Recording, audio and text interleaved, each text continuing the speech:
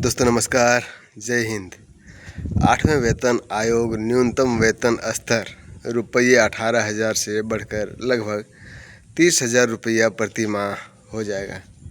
हम बात कर रहे हैं 8वें वेतन आयोग के बारे में।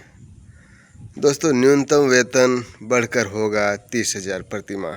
सभी कर्मचारी जान लीजिए कि किस स्तर के कर्मचारी है और उसका कितना वेतन बढ़ जाएगा। और साथ ही बात करेंगे जुलाई माह का डीए के बारे में। आप पूरा वीडियो देखिए, समझ में आ जाएगा।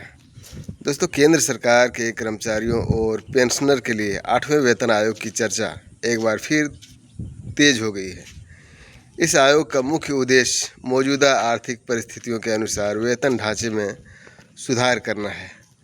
वर्तमान में न्यूनतम वेतन 18,000 प्रति माह है, जो कि 7वें वेतन आयोग के तहत तय हुआ था। अब संभावना है कि 8वें वेतन आयोग में यह राशि बढ़कर 26,000 से 30,000 रुपये के बीच हो सकती है। इस बदलाव से लगभग 50 लाख सरकारी कर्मचारी और 65 लाख पेंशनर को सीधा लाभ मिलने की उम्मीद है, जिससे उसकी आर्थिक स्थिति मजबूत हो सकेगी। जी हाँ दोस्तों, महंगाई से निपटने का बड़ा कदम माना जा रहा है। बीते वर्षों में महंगाई दर में तेज़ी से वृद्धि हुई है, जिससे आम आदमी की क्रय क्षमता पर असर पड़ा है। सरकारी कर्मचारियों के लिए यह चुनौती और भी गंभीर है, क्योंकि उनका मौजूदा वेतन बढ़ती आवश्यकताओं को पूरा करने में सक्षम नहीं हो रहा है। महंगाई भत्ता हर 6 महीने में भले बढ़ता है, लेकिन यह अस्थायी राहत देती है, अस्थायी राहत नहीं दे पाती है। अस्थायी समाधान के लिए वेतन संरचना में अस्थायी वृद्धि जरूरी है। यदि 8वें वेतन आयोग लागू होता है तो यह महंगाई के प्रभाव को कम करने और कर्मचारियों के मनोबल को बढ़ाने में अहम भूमिका निभाएगा। संभावित बदलाव और सिफारिशें।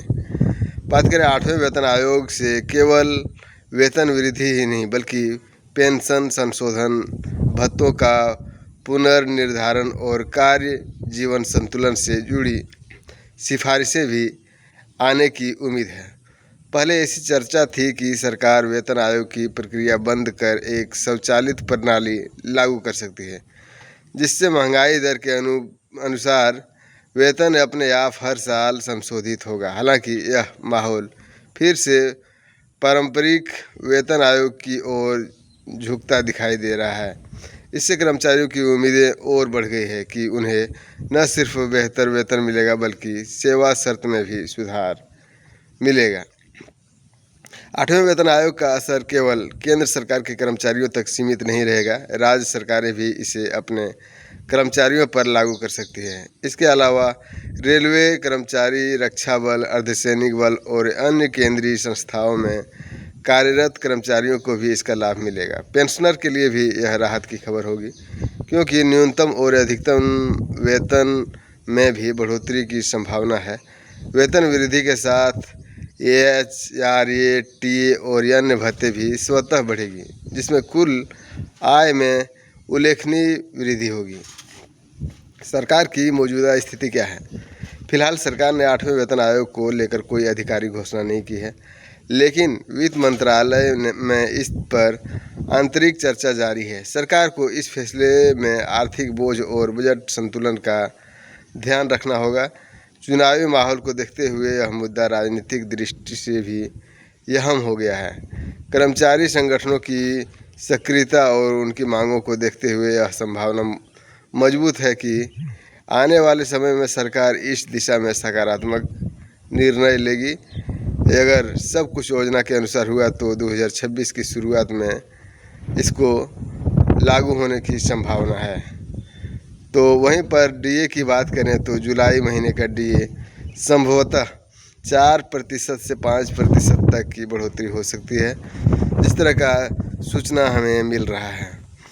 दोस्तों अगर 4 से 5% की वृद्धि होती है डीए में, अगर 4% होता है तो 59% कुल मिला के हो जाएगा। इससे सरकारी कर्मचारियों को अच्छा खासा लाभ मिलेगा और अच्छा खासा बढ़ोतरी मिलेगा वेतन में। वहीं पर ये सरकार की नीयत कुछ ठीक नहीं लग रहा है। दोस्तों, ये सरकार कर्मचारियों के हित में कभी फैसला लेता ही नहीं। देखा जाए तो कोरोना काल का डीए 18 महीने का अटका हुआ है, जो कि अगर दे दिया जाए तो सभी कर्मचारियों को तकरीबन 1 लाख, 2.5 लाख, 2 लाख रुपये के आसपास मिलता है। लेकिन ये सरकारी कर्मचारियों को भलाई चाहता ही नहीं ये सरकार, जैसे कि लगता है। वहीं पर अगर बड़े बड़े मीडिया की बात करें तो बड़े बड़े मीडिया भी खामोशी छाया हुआ है। कर्मचारियों के हित में कोई फैसला नहीं, कोई बात नहीं बोलता है। तो मैं समझता हूँ, आप देख लीजिए आज तक का अंजना ओम कश्यप, श्वेता तिवारी जैसे बड़े पत्रकार कुछ भी बोलने से कतराती है। मैं समझता हूँ कि बड़ा मीडिया चैनल है, सरकार के कानों तक उसकी आवाज़ पहुँचती है, उसे कर्मचारी के हित में बात करनी चाहिए। आपकी क्या राय है कमेंट बॉक्स में ज़रूर लिखें। वीडियो अच्छा लगे तो लाइक, शेयर और सब्सक्राइब जरूर करें। इस तरह की तमाम खबरें लेकर आऊँगा, जैसे कोई नया अपडेट सामने में आएगा लेकर हाजिर रहूँगा। दोस्तों, आप चैनल को लाइक, शेयर और सब्सक्राइब जरूर करें। जय हिंद, जय भारत।